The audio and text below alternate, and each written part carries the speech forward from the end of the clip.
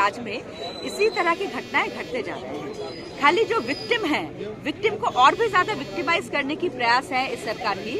और खाली ये स्टूडेंट्स कम्युनिटी का मैं बात नहीं कर रही हूँ। आप देखिए कुलदीप सेंगर की बीजेपी की जो एक्स एमएलए जो उन्नाव की बहुत ही कुख्यात मामले में जिनको रेप अक्यूज्ड, बीजेपी की जो एक्स मिनिस्टर हैं जो अभी रेप अक्यूज्ड है, एक लखनऊ में स्टूडेंट को वो करने के लिए रेप करने के एलिगेशन जिनके ऊपर हैं, तो उनको किस तरह से मतलब जो विक्टिम है, विक्टिम के ऊपर चार्जशीट किया गया है, विक्टिम को भी अरेस्ट कर दिया गया है। तो ये कैसा कानून व्यवस्था है, ये सरकार की कैसे सोच है? जो विक्टिम है उनको तो न्याय नहीं दिला पा रहे हैं, उनको और भी विक्टिमाइज करने की प्रयास किए जा रहे हैं। तो ये कैसा कानून व्यवस्था है? लेकिन फिर भी आप देश हित में नहीं जा रहे हैं। जेएनयू के जो छात्र वो देश हित में आंदोलन नहीं कर रहे हैं, ये भी सरकार का ही कहना है। आप टुकड़े टुकड़े गैंग है, देश को कहीं ना कहीं बांटने की कोशिश आपकी तरफ से। ये पैटर्न बन गया है जो कि सरकार का खिलाफ एक भी आवाज उठाए उनको सीधी तरह से बोल देते हैं एंटी नेशनल, सीधी तरह से बोल देते हैं टुकड़े टुकड़े गैंग, सीधे तरह से बोल देते हैं कि पाकिस्तान जाके बस जाओ। तो यहाँ क्या बीजेपी और बीजेपी सपोर्टर का अलावा और किसी का इंडिया में बसने का अधिकार नहीं है? हम जानना चाहेंगे। ये हमारा लोकतंत्र है, लोकतंत्र में आवाज उठाने की, लोकतंत्र में सरकार के विरोध करने की, ये पूरा हमारा एक मौलिक अधिकार है। सरकार वो अधिकार छीनना चाहते हैं। सरकार क्या इधर डिक्टेटरशिप लाना चाहते हैं? पूछना चाहेंगे। एक आखिरी सवाल, सीए, एनआरसी, अब एनपीआर, क्या चाहत है सरकार की? क्या आपको उम्मीद है सरकार करना क्या चाह रही है? ये बात आप सरकार से पूछिए, ये बात आप सरकार से पूछिए। लेकिन हम बोलना चाहते हैं कि हमने असम में देखा कि किस तरह से ये एनआरसी की चक्कर में किस तरह से अगेन एंड अगेन जो गरीब लोग हैं वो उन लोगों को किस तरह से परेशानी हो रहे हैं। और इसका मतलब क्या है? सरकार यहाँ जो पुश्तों से जो लोग बसे हुए हैं, अब सभी को क्या डॉक्यूमेंट्स देना पड़ेगा? एनआरसी में हमने देखा, असम के एनआरसी में देखा कि कारगिल में जो वॉर हीरो हैं उनको जाके डिटेंशन कैंप में बंद करवा दिया गया। बेशक हमने देखा कि हमारे जो पूर्व राष्ट्रपति जी हैं फखरुद्दीन अली अहमद, उनके परिवार को का एनआरसी लिस्ट में नाम नहीं है। तो ये क्या सरकार करना क्या चाह रहे हैं? हम उनसे जानना चाहेंगे कि करना क्या चाह रहे हैं। असली टुकड़े टुकड़े गैंग तो ये बीजेपी सरकार है। आप इस वक्त जेएनयू में आई हैं, तमाम बच्चों के साथ आप खड़ी हैं। सबसे पहले रिएक्शन और खास तौर पे चूंकि आप ओपोजिशन में कांग्रेस की तरफ से, भारत सरकार का क्या रवैया आप देख रही हैं जेएनयू के? देखिए, कल भी मैं यहाँ आई थी और खाली एक कांग्रेस लीडर के नाते नहीं, एक जेएनयू के फॉर्मर स्टूडेंट के नाते भी मैं इधर आई हूँ। और जिस तरह से जेएनयू में जो हादसा हुआ है उसका कितने भी कड़ी शब्द से आप निंदा करें वो काफी नहीं है।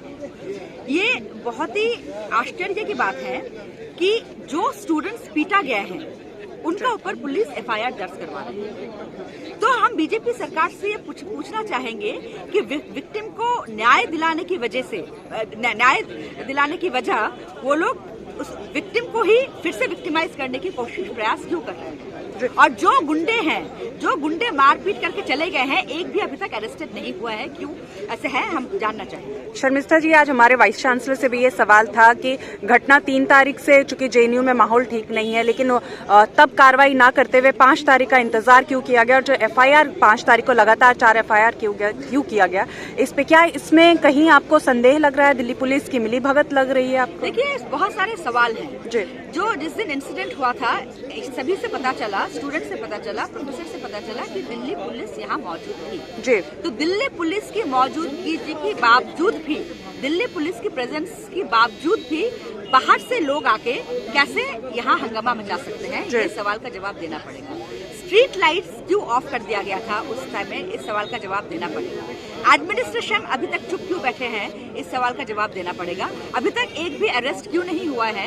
ये सवाल का जवाब देना पड़ेगा। आपके जेएनयू एसयू प्रेसिडेंट से और आपके जेएनयू से इसलिए डरते हैं क्योंकि उन्होंने सोचा था कि वो आपको अर्बन नक्सल और फिर फ्री सेक्स का अड्डा और पता नहीं क्या क्या बोल। जय भीम, जय भीम, जय भीम, जय भगत सिंह, जय भीम, जय भीम, जय भीम, जय फातिमा, जय भीम, जय भीम, जय भीम, तो बोलो जय भीम, जय भीम, जय भीम, मिलकर बोलो जय भीम, जय भीम, जय भीम।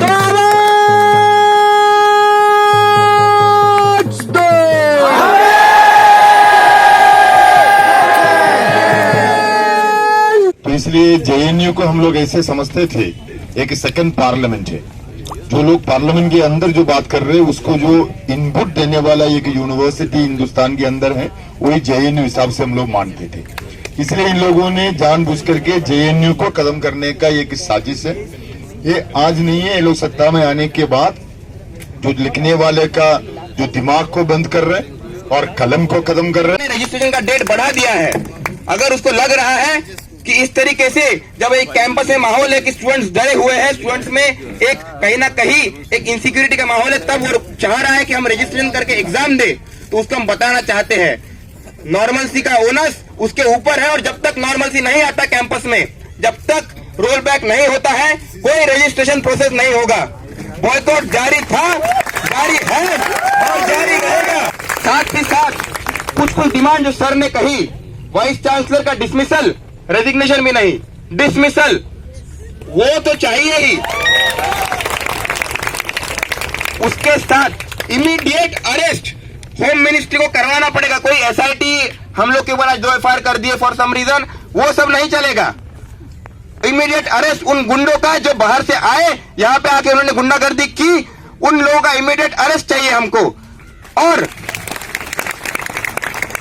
दिल्ली के साउथ वेस्ट डिस्ट्रिक्ट के डीसीपी देवेंद्र आर्य, उनका ट्रांसफर या डिसमिसल, जिनके पूरे एक कॉम्प्लिसिटी है इस पूरे इंसिडेंट में, उनका ट्रांसफर हम लोग को चाहिए। और जेएनयू में ये हम लोग साथ मिलकर इंश्योर करेंगे। और आने वाले समय में इस लड़ाई को हमको फिर से बाहर ले जाना पड़ेगा, क्योंकि जो अमित शाह है, जो बार बार टुकड़े टुकड़े गैंग हमको बोलता है कि टुकड़े टुकड़े गैंग को हम सबक सिखाएंगे। सबक अब इस तड़ीपार होम मिनिस्टर को सिखाना पड़ेगा कि ये कोई संघ का शाखा नहीं है जहां पे डंडे लेके तुम्हारे गुंडे घुस के हमको पीटेंगे। अगर ये सारे डिमांड जो है ये पूरे नहीं होते हैं तो इसका इस्तीफा भी इस डिमांड में जोड़ा जाएगा। और हम लोग सिर्फ जेएनयू के छात्रों का बात नहीं है, साथ में जामिया है, शाहीन बाग के नागरिक है, साथ में एएमयू के छात्र है, और पूरे देश भर जहां जहां पे ये अमित शाह के ऑर्डर के अंदर जो भी अत्याचार हो रहा है, वो सारे लोग सब एक साथ आके उसका इस्तीफा मांगेंगे। और हम लोगों को ये आंदोलन अब बाहर जाके सीधा बीजेपी और ये फांसीवादी आरएसएस का जो के तरफ उसके डोर पे ले जाना पड़ेगा और इसको लड़के जीतना पड़ेगा।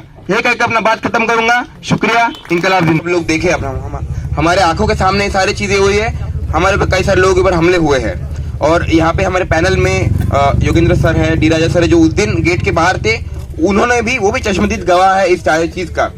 पर सबसे पहले यहाँ पे जो जेएनयू के छात्र है और हमारे साथ जितने साथी आए हैं यहाँ पे और जो बाहर जो एलुमनाई आए थे, हमारे सॉलिडारिटी में उन सबको मैं क्रांतिकारी सलाम करना चाहता हूँ कि इस समय में जब फांसीवाद हमारे सामने हमें डराने की कोशिश कर रहा है, हम डर नहीं रहे, हम अभी भी खड़े हैं यहाँ पे और डटे हुए हैं। और उस दिन क्या हुआ, वो जब हम कहते हैं तो हमें सिर्फ ये नहीं कहना चाहिए कि ये हुआ, मॉब आया, पीटा, उसके साथ साथ हमारी भी कहानियां हैं। हमारी कहानियां है साहस की कि इन लोगों को हमने एक डट के रेजिस्ट किया और उनको बाहर जाने में मजबूर किया। और मैं स्पेशल मेंशन यहाँ पे करूंगा साबरमती हॉस्टल का, जहाँ पे साबरमती की साथियों ने गर्ल्स स्टूडेंट स्पेशली नाम लेके प्रेसिडेंट वहां की मोनिका ज्योति, इन लोगों ने जो गर्ल्स विंग में जो गुंडे घुसे थे उनको रेजिस्ट किया, पीसफुली उनको वहां से बाहर निकलने में मजबूर किया। उनको मैं क्रांतिकारी सलाम करना चाहता हूँ। और साथ ही साथ जो अलग अलग हॉस्टल के, चाहे वो ब्रह्मपुत्रा हॉस्टल के साथी हो, जिन्होंने इमीडिएटली मोबिलाइज करके यहाँ पे आए, एक कॉन्फिडेंस दिया सारे स्टूडेंट्स को, और सारे हॉस्टल से अलग अलग लोग जो मार्च करते हुए आए साबरमती पे। आज ये हम सब की एकता, हम सबका सॉलिडारिटी, हम सबके जो एक साहस है, जिसके कारण ये आज वाइस चांसलर अपनी मंशा को पूरा नहीं कर पा रहा है कि इस कैंपस से हमको खदेड़ने का जो उसका मंशा है, डरा के हमारे मूवमेंट को खत्म करने का मंशा, उसको पूरा नहीं कर पा रहा है। पुराने दोस्त दिख रहे हैं, मेरे सीनियर्स दिख रहे हैं, और आज जो जेएनयू के विद्यार्थी हैं, स्टूडेंट्स हैं, वो सब दिख रहे हैं। I want to begin with a confession. मैं यहां 1981-83 का स्टूडेंट था, लेकिन पिछले 35 साल में, खासतौर पे पहले 30 सालों में, मैं अपने आप को जेएनयूआइट नहीं कहता था। कई वजह थी, शायद मैं लिखूंगा उसके बारे में, लेकिन एक वजह यह थी कि जब लोग जेएनयू से डिग्री लेके बाहर जाते थे तो अपना कॉलर ऊंचा करके कहते थे मैं जेएनयू से हूं। और जैसे बाहर से लोग कैम्ब्रिज ऑक्सफोर्ड से आते हैं, कहते हैं मैं कैम्ब्रिज से हूं, ऑक्सफोर्ड से हूं, क्योंकि मुझे बात ये पचती नहीं थी, इसलिए मैं अपने आप को इस सब से दूर रखता था। मैं बाहर छोटे से शहर से आया था पढ़ने के लिए और एक छोटे शहर में बाद में पढ़ाने चला गया। To meet her at the trauma center that day. Well, this is the hallmark of a JNU student, and the JNU student, not only the student, but the student's parents. Mike. Okay? This is the hallmark of the JNU student, that it's not only a JNU student, but the JNU student's parents. And the reaction of Aishi's parents was one of the most inspiring things I saw in the recent years. Saying that she's one of the many who has been fighting, and that will continue. I went to see her at the trauma center that day. और वो trauma centre के अंदर पहले जाने देते थे लोगों को, मिले लोग, लेकिन जिस समय हम पहुंचे वहां पर एक बहुत बड़ी भीड़ खड़ी हो गई थी रोकने के लिए, ये कहते हुए भारत माता की जय। जेएनयू के स्टूडेंट्स थे, वो जय हिंद बोलते थे, इंकलाब जिंदाबाद बोलते थे, लेकिन भारत माता की जय कोई नहीं जा सकता। क्यों? अंदर थे बीजेपी का दिल्ली का प्रेसिडेंट मीनाक्षी लेखी, विजय गोयल, और पूरा का पूरा कोशिश ये था कि कुछ एबीवीपी के लोगों को वहां पर भर्ती करवाए ताकि ये दिखाए कि उनके ऊपर भी हमला हुआ, जेएनयू स्टूडेंट्स ने उनको हमला किया। मैं सलाम करता हूं डॉक्टरों की, ऑल इंडिया इंस्टीट्यूट की, उन्होंने कितनी दबाव भी डाले, ये सरकार वो माना नहीं बात को और उनको जो है वहां पर एडमिट नहीं किया। एंड उसके चलते हुए इसको जो दो ग्रुप के बीच में लड़ाई बता रहे थे। Sir, it's an inter party, I mean inter group issue, it's got nothing to do with any outsiders and they are the ones who are doing it etcetera etcetera. Well, you heard all the details, all of us know that. तो जो कुछ योगेंद्र साहब ने कहा, Stephen Hawkins से एक दिन पूछा गया कि ह्यूमन रेस खत्म कैसे होगी। स्टीफन हॉकिंस से एक बार पूछा गया कि ह्यूमन रेस का अंत, खत्म ह्यूमन रेस कैसे होगी, तो उनका जवाब था, बहुत सिंपल जवाब था कि दो चीजों से खत्म होगी, एक ग्रीड और दूसरा स्टुपिडिटी। अब ये कहने की जरूरत नहीं है कि इस देश में इन दोनों चीजों का राज है और आप लोग उस राज को क्वेश्चन करते हैं, आप सवाल उठाते हैं जेएनयू से, ग्रीड पे सवाल उठाते हैं, कैपिटलिस्ट इकोनॉमी पे सवाल उठाते हैं, आप स्टुपिडिटी पे सवाल उठाते हैं। आप सोचते हैं, जब आप पे 2016 में हमला हुआ तो मैंने एक छोटा सा प्रोज लिखा था, कहानी लिखी थी जिसका शीर्षक था rabbit and the dog. The thousands of students, the way आप लोग आए बहुत ही शांति से, आप लोगों ने ह्यूमन चेन बनाए, प्रोटेस्ट किया, कहीं पर भी एक भी नफरत वाली नारा नहीं थी। प्रोटेस्ट के बाद मैं जब बाहर गई तो दूसरी तरफ दूसरे कुछ लोग कैंपस के बाहर प्रोटेस्ट कर रहे थे और वो क्या नारा थी? वो नारा दे रहे थे, गोली मारो साले को, गोली मारो साले को। यही अंतर है, यही अंतर है जेएनयू में, जेएनयू के स्टूडेंट्स, जेएनयू के प्रोफेसर्स में, और जो लोग बाहर से आके पुलिस प्रेजेंस के बावजूद भी डंडा लेकर आके। एक बड़ी तादाद में टीचर वहां मौजूद था, हॉल भरा हुआ था, उस मीटिंग का एजेंडा सिर्फ जेएनयू था और तमाम टीचर्स ने ये कन्वे किया है कि इस क्राइसिस में जामिया का तमाम स्टूडेंट्स, तमाम टीचर आज जेएनयू के साथ हैं। हमें बड़ा अफसोस है जो जेएनयू में हुआ है। जामिया तो इस दौर से गुजर रहा है पिछले महीने से। जिस तरह से जामिया में पुलिस ने 15 दिसंबर को एंटर किया, वहां लाइब्रेरी में पढ़ते हुए बच्चों के लिए पुलिस को कोई परमिशन की जरूरत नहीं थी कैंपस में आने के लिए, और यहाँ गुंडागर्दी हो रही थी और पुलिस के सामने सब कुछ हो रहा था, यहाँ पुलिस को परमिशन चाहिए थी। बड़े अफसोस की बात है। तो साथियों, मेरा कहना यही है कि अभी बात हो रही है कि साहब इंक्वायरी होनी रही थी, उस समय मेरे पास में टीचर्स का फोन आया कि इस तरह से ये हमला चल रहा है जेएनयू में। बहुत खराब लगा, बहुत अजीब सा लगा, क्योंकि जेएनयू से जो रिलेशनशिप है, जेएनयू से जो रिश्ता है, वो बहुत जाहिर सी बात है कि बहुत एक तरह से this is been home for so long for me. And ये ऐसी जगह है जो एक और वजह भी है बियॉन्ड द पर्सनल एसोसिएशंस।